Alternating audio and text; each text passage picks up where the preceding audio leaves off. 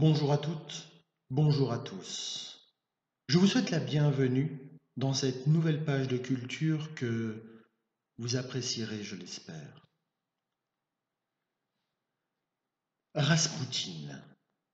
Il y a des noms qui sentent le soufre, des noms entourés d'un halo de mystère, des personnages qui semblent tellement étranges, atypiques, qu'ils tiennent une place dans l'inconscient collectif, ballottant entre les deux eaux de l'histoire et de la légende.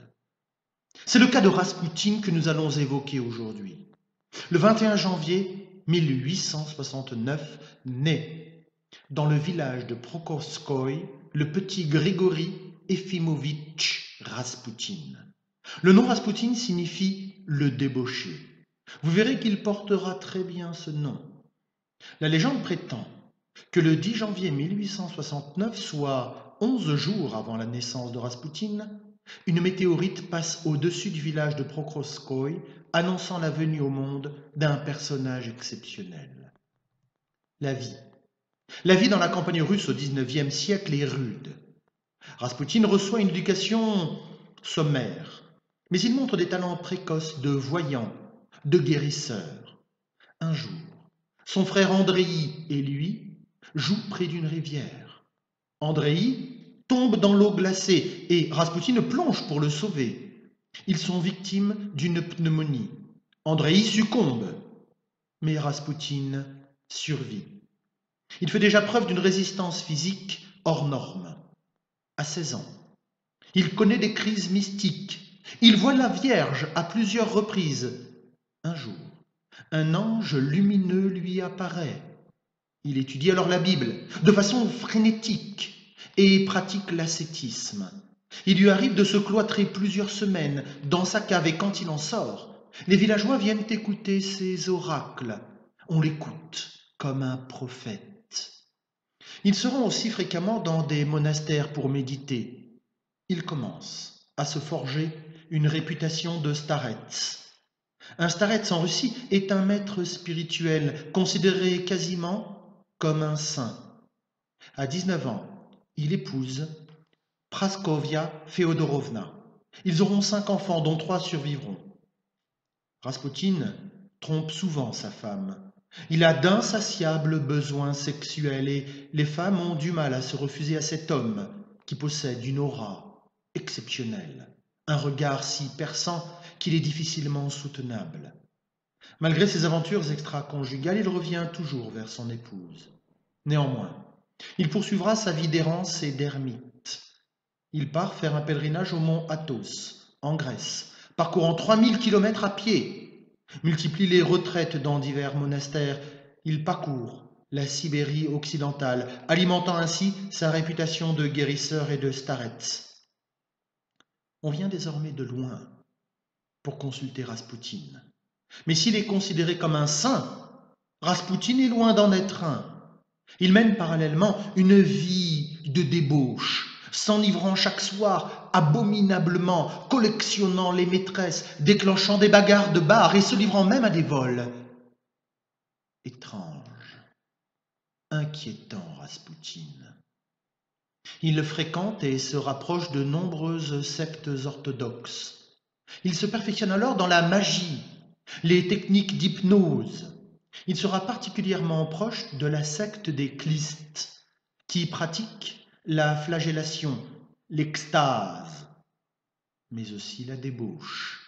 Les membres pensent qu'ils peuvent lutter contre le péché en pratiquant le péché, soignant ainsi le mal par le mal. Tout un programme. Certains rites religieux se rapprochent donc de l'orgie. Ces pratiques correspondaient bien sûr totalement à la personnalité de Raspoutine. Son précepte principal, qu'il répétera souvent, est « Pour se rapprocher de Dieu, il faut beaucoup pécher ». Conséquemment, ne doutons pas que Raspoutine fut très proche de Dieu. En 1903, Raspoutine décide d'aller au-devant de son destin. Il se rend à Saint-Pétersbourg, la capitale des tsars. En cours de route, il assiste à la canonisation d'un starets célèbre, Séraphin de Sarov. devant une foule de témoins. Il entre en transe et prédit l'arrivée d'un héritier mâle. L'année suivante, la tsarine met au monde le tsarevitch Alexis. Le starets arrive à Saint-Pétersbourg au printemps 1904. Il demande l'hospitalité à l'Académie de théologie. Là, il utilise ses talents de prédicateur et de séducteur pour subjuguer tout le monde. L'évêque le présente à la grande-duchesse Militsa, qui très vite ne peut plus se passer de lui. Raspoutine est arrivé à ses fins. Il fait maintenant partie de la cour impériale. Il lui reste à franchir une dernière marche pour accéder au pouvoir suprême. Raspoutine va alors obtenir un coup de pouce du destin. Le tsarevitch Alexis est malheureusement atteint d'hémophilie. Il a fait une chute et souffre énormément d'un gros hématome au genou. Il ne peut plus quitter son lit. La tsarine et le tsar s'inquiètent. Premièrement, bien sûr, parce qu'ils aiment leur fils, mais aussi parce qu'il est le seul héritier mâle de la famille impériale. La grande-duchesse Militsa convainc la tsarine de laisser Raspoutine examiner Alexis. Le starets sait qu'il a une carte importante à jouer. Il commence par jeter tous les médicaments que les médecins avaient prescrits et qui semblaient n'avoir aucun effet sur le tsarevitch. Puis, il lui impose les mains et lui raconte des contes sibériens. Au bout de quelques jours, le petit malade reprend des couleurs. Il quitte sa chambre et semble guéri. Certains pensent que cette guérison viendrait simplement du fait que Raspoutine ait jeté les médicaments et l'aspirine. En effet, l'aspirine est un anticoagulant. C'est donc la dernière chose à prescrire à un patient atteint d'hémophilie. Mais ça, on ne le savait pas à l'époque. En tout cas, Raspoutine jouit maintenant d'un véritable statut au sein de la famille impériale et va, petit à petit, prendre sur elle un ascendant considérable, notamment sur la tsarine Alexandra. Raspoutine commence à organiser des séances de spiritisme, d'exorcisme, à grand spectacle. Sa réputation va croissant. Il subjugue tout le monde, surtout les femmes de l'aristocratie qui se battent pour accéder au lit du prestigieux mage. En 1907, le tsarevitch est victime d'hémorragie interne à la suite d'un accident. Les médecins sont impuissants et annoncent le pire à la tsarine qui appelle bien sûr Raspoutine. Il arrive auprès du malade, s'agenouille et entre alors dans une ardente prière. Au bout d'une dizaine de minutes, il se relève, semble épuisé et prononce ces mots. « Ouvre les yeux, mon fils. » Et les médecins observent alors, éberlués, le petit Alexis qui ouvre les yeux et sourit à ses parents. Raspoutine devient alors responsable de la santé de la famille impériale et ne quitte plus le tsar et la tsarine. Sa proximité avec eux commence à exacerber les jalousies. De plus en plus de personnes à la cour ne supportent plus la mauvaise influence que Raspoutine exerce sur le tsar Nicolas II. D'autant qu'il multiplie les soirées de débauche et d'ivrognerie dans son appartement où ont lieu de véritables bacchanales. Raspoutine prêche toujours sa doctrine de vaincre le péché par le péché. Et il faut croire que ces dames ont beaucoup de péchés à se faire pardonner, car suivent ses préceptes à la lettre.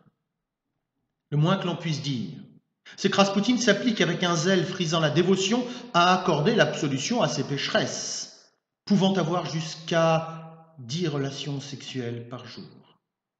Ce qui inquiète le plus, c'est cette influence que semble avoir Raspoutine sur le tsar et sa femme pour les prises de décision importantes, aussi bien en ce qui concerne la politique intérieure qu'extérieure.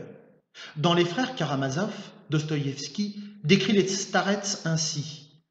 « Celui qui s'empare de votre volonté, vous la lui donnez en complète obéissance, en plein renoncement. » Il ne croyait pas si bien dire.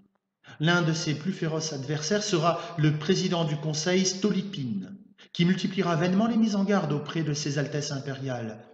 Stolypine fait alors surveiller Raspoutine par l'Okhrana, la police secrète.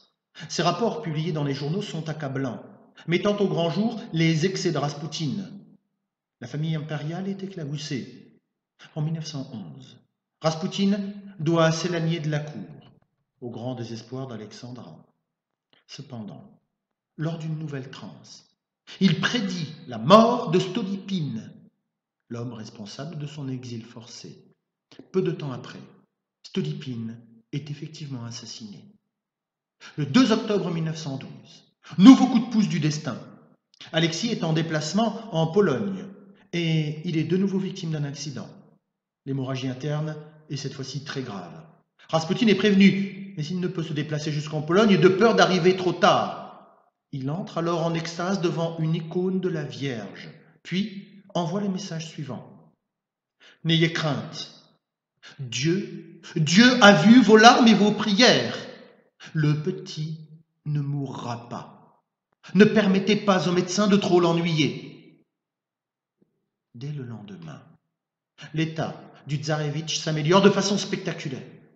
Ce nouveau miracle réhabilite pleinement Raspoutine et il peut faire une entrée triomphale à Saint-Pétersbourg.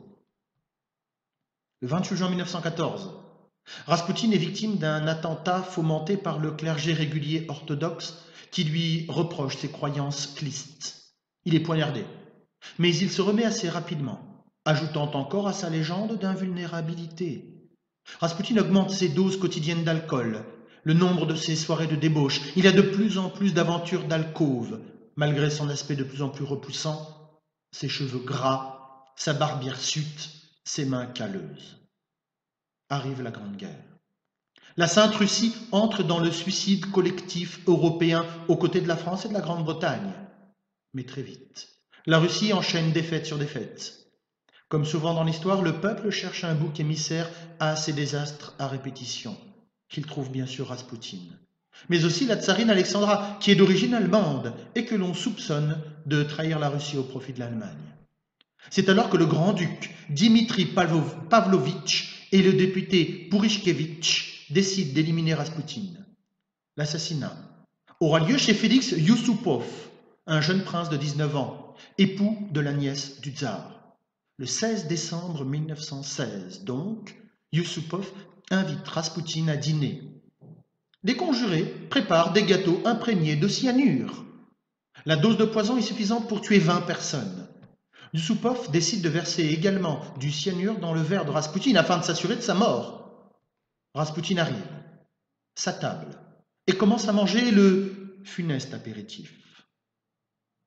Cependant, alors que le cyanure agit normalement en quelques minutes, 2 heures après, le colosse Raspoutine continue de manger, de rire et le comble, de se resservir à boire. Yusupov n'en peut plus. Il prend son revolver et tire une balle à bout portant sur le starets. L'un des conjurés est un médecin.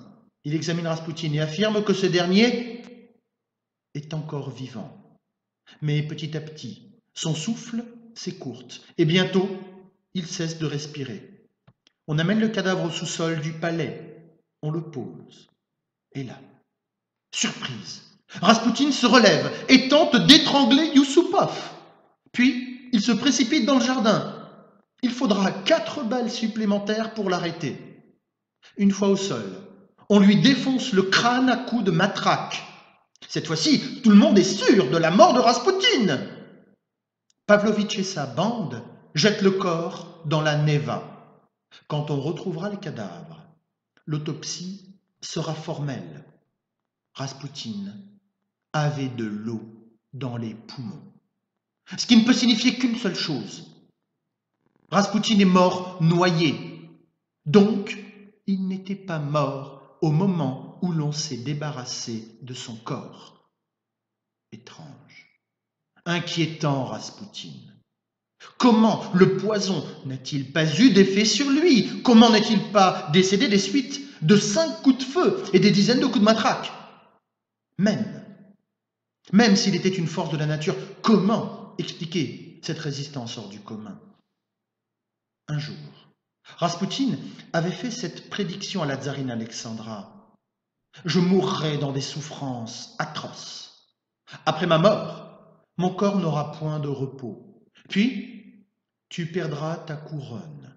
Toi et ton fils, vous serez massacrés, ainsi que toute la famille. Après, le déluge terrible passera sur la Russie, et elle tombera entre les mains du diable. 3 mois plus tard, Nicolas II doit abdiquer du fait de la révolution bolchevique. Le tsar Nicolas II, la tsarine et tous leurs enfants seront assassinés et la Russie sera plongée dans l'obscurité du brouillard communiste pour plus de 70 années.